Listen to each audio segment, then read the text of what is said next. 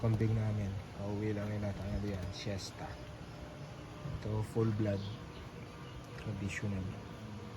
Meron siyang dalawang anak, ready to breed na to ulit. Isang beses pa lang nag-aanak. Ito is pure breed lang, pero sa size din na nila. Mas maganda pa nga ito eh.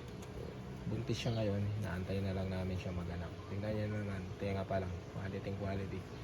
Saka yung shape ng sungay. Yan. Buntis siya. Yan. Ang nakakasta is yung red dappled ni Parin Joseph na si Red Hat Revival. Tapos ito, reject to. Pangkatay na lang dito. Mga backling tong mga to eh, pero rejects nga. So, ano na, pang sariling gamit dito sa farm. Ito, pure breed lang din, pero malaki din. Unim Genetics yan. Ayan. Tingnan mo yung anya, ay ear tag, Unim Genetics ng Batangas. Palahi ito ni Rocco. Kung i-classify mo siya sa F series, nasa F7 na siguro to. So yung iba, declare nila dyan full blood na, pero kami pure breed pa din. May anak to last time, nanganak to dalawa, namatay yung isa. Yung isa hindi ko alam, hindi ko ma-pinpoint kung alin eh, pero nandyan lang yun. Ready to breed na rin to, pwede rin i-release kung magkasundo sa price. Tapos ito yung mga iba. Ito is a backling din natin. Ayan, backling. Ito is F3 Bower. Ito is pure breed Bower. Medyo pangit lang yung sungay. Ibibigay na ng mas mura to kung magkasundo. Nanganak to isang beses. May anak siya dowling, ready for release na rin. Ito full blood dowling. Anak ito nung nakuha namin na red. Ayan yung nanay niya. Katabi niya pala. Ayan. Full blood din yan. Malaking kambing yan. Mabigat. Siguro ang nasa taas ito, lagpas 2 feet ito eh. Yun yung likod niya. Abot dun sa lagpas. Ito full blood. Anak ito ni Bones. Dowling. Ready for release na rin. Kahit yun, kung magkasundo sa presyo, nakakuha namin yan 140. Declare sa amin buntis, pero kung hindi buntis, kahit mga 85 lang siguro, pwede na sa amin to. Ito F3, nanganak na ng isang beses, twin ka agad. Ayan, F3 red bower, pwede rin. Tapos yun, may anak to ngayon, pure breed red bower. Ayun yung anak niya, dalawa, isang backling, isang dowling. Yung painted ang backling, yung nakahiga, yun yung red dowling. Ito yung anak nung medyo pangit na sungay kanina, dowling, ready for release na rin. September born ata to, kung hindi ako nagkakamali. Gandang kambing din. Ay, zoom ko yun.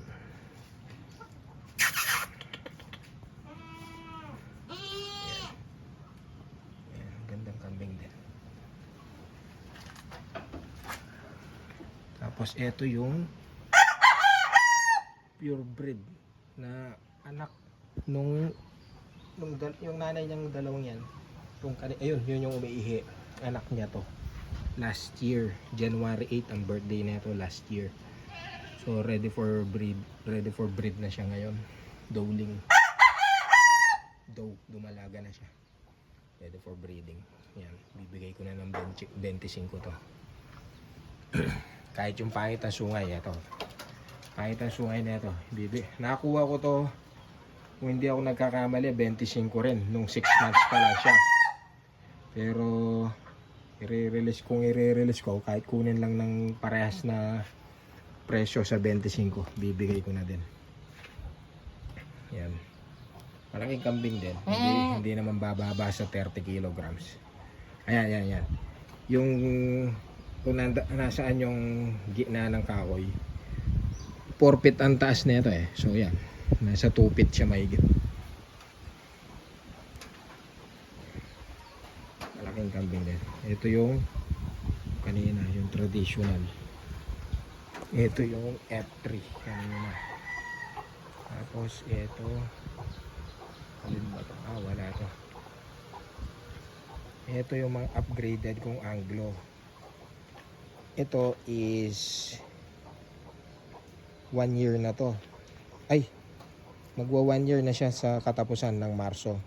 Yung dalawa, ito, at saka yun, parehas babae din. Ay, ito, babae din to. Yun at saka yun, magkapatid. Triplet silang pinanganak. September ata pinanganak to. Oh, parehas babae. Triplet silang pinanganak. Namatay yung isa. Ito yung inahin nila. Yan. So, bali itong pamilya nila yan. Tapos ito yung anak nung yung full blood. Oh, yan. Ito, 35. Mahaba itong dowling na to. Re-release ko na ng 35. Yung backling, pinag-iisipan ko pa kung iiwan ko dito kasi wala na kaming back dito sa farm. Tapos eto dowling pure breed. Medyo nabansot sa tingin ko pero hindi naman maaagapan pa to. Bata pa to eh. October na ata to pinanganak eh. November, December, January, February, 4 months. Pure breed doe. Ito January pinanganak yung dalawa. Babae lalaki yan. Ayun yung nanay. Nire-release ko sila pat kasama tong dalawa niyang anak. Yan, malalaki na rin to. 25 kasama yung nanay.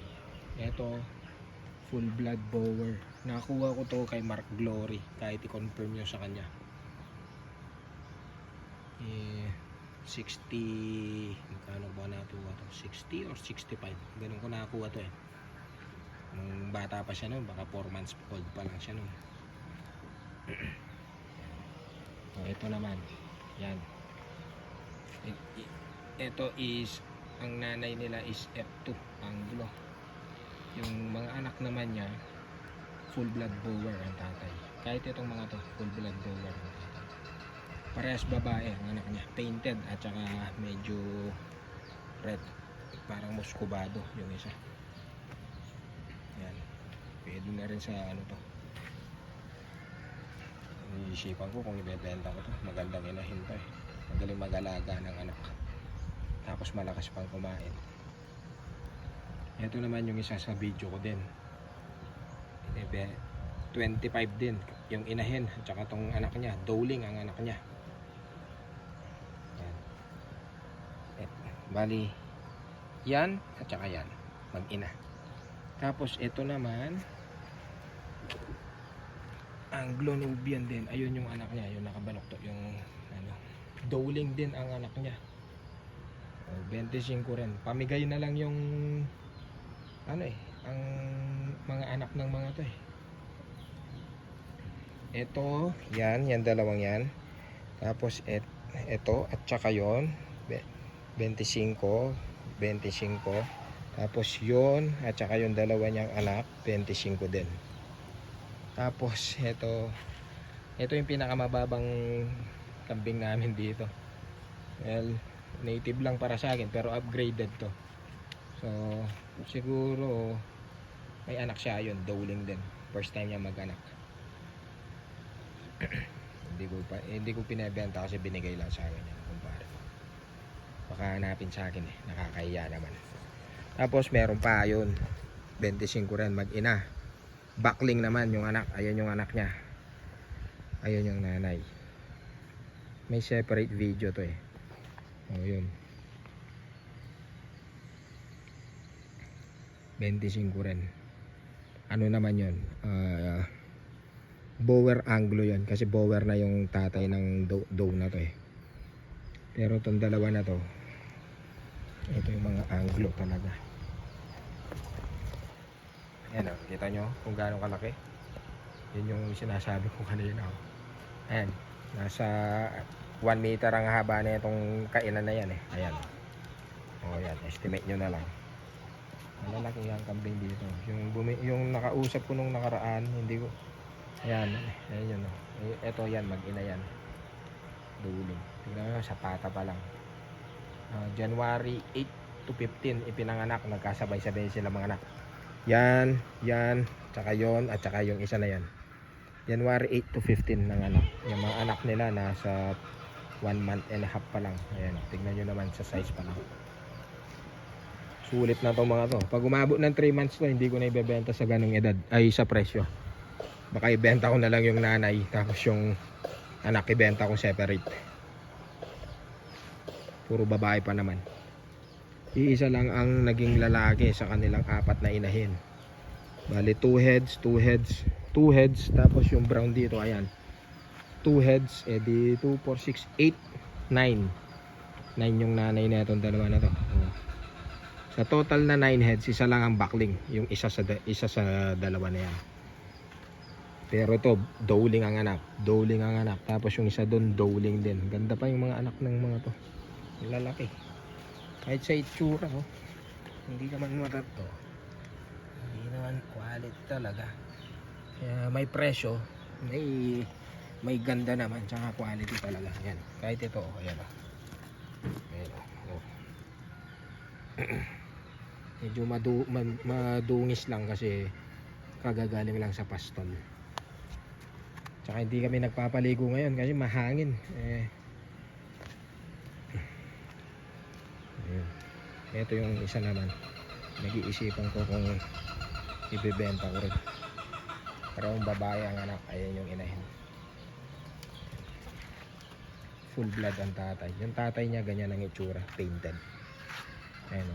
Maganda. Maganda magbuntis to. Kasi ayan.